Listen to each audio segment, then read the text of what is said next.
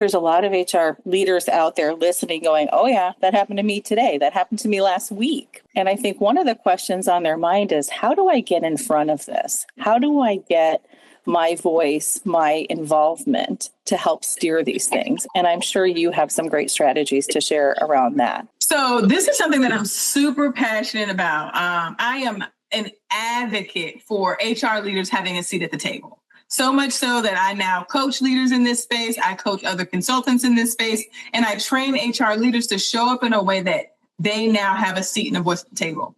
And so there's a couple of things, if you feel like you are sitting in a seat right now that's not at the table, it's maybe over at the window or maybe not in the room at all, that you should be doing to make sure that you can pull up and have a voice.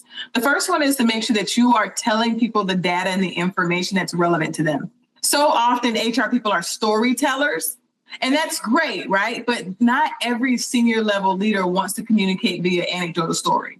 What does the data say about what you're trying to get across? So that's the first thing. Tell the story and lead with the data.